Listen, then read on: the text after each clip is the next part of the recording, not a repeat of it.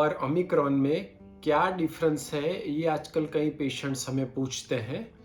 तो पहले की जो लहर थी, जो अप्रैल और मई महीने में आई थी 2021 में, वो डेल्टा की थी।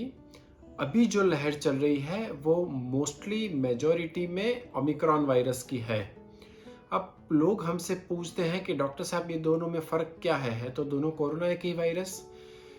तो डेल्टा वायरस जो था वो लंग्स के मेम्ब्रेन को पेनिट्रेट कर सकता था, तो इसके कारण डेल्टा को लेकर लंग्स में कॉम्प्लिकेशन होते थे, जिसको लेकर दर्दी को ऑक्सीजन की ज़रूरत, कई पेशेंट्स को बाईपैप या वेंटिलेटर की ज़रूरत, आईसीयू की ज़रूरत, ये सब पड़ने की संभावना बहुत ज़्यादा बढ़ जाती थी। Omicron grossly upper respiratory tract का वायरस है जो नाक और गले तक सीमित रहता है। वो मेजॉरिटी केस में लंग्स में नहीं जाता है, तो उसमें कॉम्प्लिकेशंस होने की संभावनाएं बहुत कम हो जाती हैं। अब लोग हमें पूछते हैं कि डॉक्टर साहब ये जो हम लोग टेस्ट करवाते हैं उसमें सीटी वैल्यू बहुत कम आती है, तो ओमिक्रॉन वायरस स्प्रेड होने की कैपेसिटी बाकी सब कोरोना वायरस से 30 या 40 टाइम्स ज़्यादा रखता है। मतलब जब भी आपको इन्फेक्शन लगता है तो शरीर में ज़्यादा मात्रा में कोरोना वायरस आपके अंदर आता है। इसको लेकर जो सीटी वैल्यू दिखाता है आपका आरटीपीसीआर टेस्ट, वो काफ़ी कम होती है। तो सीटी वैल्यू जितनी कम है उतना इंसान में कोरोना वायरस की असर ज़्यादा है, पर इसमें सीटी वैल्यू कम होने के बावजूद भी कॉम्प्लिकेशंस होने की संभावना ज़्यादा है, ऐसा हम लोग बिल्कुल नहीं मान रहे हैं। अब लोग हमें पूछते हैं कि डॉक्टर साहब इसमें सिम्टम्स क्या होते हैं। तो जो स्टैंडर्ड कोरोना वायरस के सिम्टम्स है, जैसे बुखार आना, थोड़ी सी ठंड लगना, गले में खराश जैसा लगना, जुकाम सा लगना, गला दर्द करना, सॉर थ्रोट की कई बार लोग कंप्लेन करते हैं, ये सारे सिम्टम प्लस थोड़ा सा शरीर दुखना। अब ओमिक्रॉन वायरस में ज़्यादातर सिम्टम्स 2 या 3 दिन में सबसाइड हो जाते हैं। कई पेशेंट्स हमारे पास ऐसे भी हैं कि जिनको कोई सिम्टम नहीं है या फिर हल्का सा जुकाम आके अपने आप चला गया, बट फैमिली मेम्बर में किसी और को हुआ है तो इन्होंने अपना भी टेस्ट करवाया तो पॉजिटिव आ गया, और जब टेस्ट पॉजिटिव आया तब इनको कोई सिम्टम ही ना रहे। तो इसके सिम्टम्स में सांस लेने में शिकायत होना, घबराहट होना, ये सब चीज़ें नहीं हो रही है। जो भी समस्या है वो गले तक ही सीमित है, और गले में इरिटेशन होना, ये होने की संभावना जो पहले वाला कोविड था डेल्टा, उससे इसमें ज़्यादा हो रही है। अब सवाल ये है कि डायग्नोसिस कैसे करें, और डायग्नोसिस हो जाए तो डिफरेंशिएट कैसे करें। तो अभी जो कोरोना वायरस चल रहा है वो म्यूटेशन से हुआ है। वायरस म्यूटेट इसलिए होता है ताकि वो सरवाइव कर पाए। सर्वाइवल का इंस्टिंक्ट ईश्वर ने सारे जीवों को दिया हुआ है, खाली इंसान को नहीं दिया हुआ है। तो इसमें एस जीन म्यूटेट हो जाता है। एस जीन म्यूटेट होने की वजह से हम लोग जब आरटीपीसीआर करते हैं उसमें एस जीन डिटेक्शन नहीं होता है।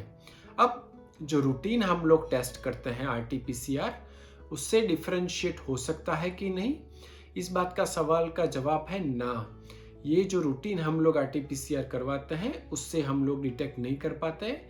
ना तो रैपिड टेस्ट और सीटी स्कैन से डिफरेंशिएट कर सकते हैं कि ये ओमिक्रॉन है या डेल्टा है। तो इसका टेस्टिंग स्पेसिफिक जीनोमिक सीक्वेंसिंग से होता है, जो गवर्नमेंट अगर ज़रूरत पड़ने पर आगे भेजती है। जैसे अभी के लिए अहमदाबाद वालों के सैंपल जा रहे हैं गांधीनगर या पुणे में, बट उसका रिपोर्ट आने में एज ऑफ नाउ 4 से 5 दिन लग रहे हैं। तो पेशेंट्स को ये जानना कि इनको डेल्टा है या ओमिक्रॉन है अभी इस वक्त पर बहुत मुश्किल है, बट मेजॉरिटी लोगों को जो इन्फेक्शन अभी हो रहा है वो ओमिक्रॉन का हो रहा है। अब ओमिक्रॉन वायरस है वो मोस्टली लंग्स में नहीं जाता है, तो आप सिम्टम्स के तीसरे या 5वें दिन पर सीटी स्कैन करवाओगे तो ज़्यादातर चांसेस है कि सीटी स्कैन आपका बिल्कुल नॉर्मल आए। पहले जो सीटी स्कैन में लोगों के स्कोर ज़्यादा आते थे, जैसे 7, 10, 15 ऐसे स्कोर आते थे, इसमें यूजुअली सीटी स्कैन में ज़्यादा स्कोर नहीं आते हैं और पेशेंट्स का स्कैन बिल्कुल नॉर्मल रहता है। अब आई इलाज की बात। तो जैसे पहले हम लोग डेल्टा वेव में कई डॉक्टर लोग रेकमेंड करते थे आइवरमेक्टिन या फेविपिरावीर, या अभी जो चल रहा है वो मोलनुपिरावीर। ये सब चीज़ें ओमिक्रॉन पर इफ़ेक्टिव नहीं है। तो अगर आपको अभी कोविड का इन्फेक्शन लगा है, आपने पहले से 2 डोज वैक्सीन के ले लिए हैं और अगर आपकी इम्यूनिटी ठीक है, मतलब आप कोई इम्यूनो कॉम्प्रोमाइज्ड कंडीशन में नहीं है, जैसे कि एडवांस कैंसर या WBC का कम होना या इम्यूनोसप्रेसेंट दवाइयाँ जैसे स्टीरॉयड वगैरह दवाइयाँ, अगर आपके अंदर ऐसी कोई चीज़ नहीं चल रही है तो हम लोग रेकमेंड करते हैं कि खाली पैरासीटामोल की दवाई दी जाए, जो जब बुखार है तभी दी जाए, वरना कोई दवाई की आवश्यकता नहीं है। हम लोग पेशेंट्स बोलते हैं कि आप आइसोलेशन में रहो, दूसरे किसी को स्प्रेड ना हो जाए इस बात का ध्यान रखो, बहुत ही ज़्यादा मात्रा में लिक्विड्स लो, स्टीम लिया करो और खाने पीने में हेल्दी फूड लिया करो। इतनी चीज़ें अगर हम लोग करते हैं तो हमारी इम्यूनिटी बनी रहती है और इसमें कॉम्प्लिकेशन होने की संभावना बिल्कुल कम हो जाती है। कई बार पेशेंट्स हमें बोलते हैं कि डॉक्टर साहब मुझे कोरोना हुआ है और आप कोई दवाई नहीं दे रहे हो, मतलब खाली पैरासीटामोल की दवाई दे रहे हो। तो वर्ल्ड वाइड जो स्टैंडर्ड ऑफ प्रैक्टिस है उसमें अभी माइल्ड इन्फेक्शन हो, उसमें हम लोग शुरुआती दिनों में खाली पैरासीटामोल के अलावा और कोई दवाई नहीं दे देते हैं। इम्यूनो बूस्टर जो दवाई होती है या कुछ सप्लीमेंट्स होती हैं जैसे जिंक और मल्टीविटामिन, ऐसी दवाइयाँ आप अपने डॉक्टर को पूछ के ले सकते हैं। बट एंटीबायोटिक्स जैसे एजिथ्रोमाइसिन, एमोक्सिसिलिन क्लेवुलिनिक एसिड या फिर आइवरमेक्टिन टाइप की दवाई, इनको लेने की कोई आवश्यकता नहीं है। अगर दर्दी को इन्फेक्शन ज़्यादा सीरियस होता है या अगर ये लंग्स में जाता है या ऑक्सीजन का लेवल कम है या सांस लेने में तकलीफ हो या सीटी स्कैन में स्कोर ज़्यादा दिखा रहे हो, तो आप रेमडेसिविर और स्टीरॉइड्स, जो दोनों चीज़ टाइम टेस्टेड और प्रूवन है, वो दोनों चीज़ आप अपने डॉक्टर की सलाह लेके ले सकते हो। बट बिना डॉक्टर की सलाह लिए, बिना किसी भी टाइप की कोई भी एक्सपेरिमेंटल दवाई वो लेने की कोई आवश्यकता नहीं है। लोग हमें बोलते हैं कि डॉक्टर साहब हम लोग बूस्टर ले या ना ले। तो अगर आपको अभी जो 3rd वेव चल रहा है उसमें अगर कोविड का इन्फेक्शन हो चुका है तो आपको बूस्टर लेने की कोई आवश्यकता नहीं है। अगर आपको अपने 2 डोज वैक्सीन के ले लिए हैं और अभी तीसरी लहर में आपको इन्फेक्शन नहीं हुआ है और गवर्नमेंट की गाइडलाइन के अनुसार आप फॉलो हो रहे हो, जैसे आप हाई रिस्क प्रोफेशन में हो जैसे फ्रंटलाइन वर्कर्स, या फिर आपकी आयु 60 या 60 से ज़्यादा है और गवर्नमेंट की लिस्ट में आपका नाम है, तो आप ज़रूर बूस्टर डोज लीजिए। बूस्टर डोज में मिक्स एंड मैच या क्रॉस वैक्सीनेशन का कई लोग हमें एडवाइस लेते हैं। तो क्रॉस वैक्सीनेशन के डेटा बहुत अच्छे हैं।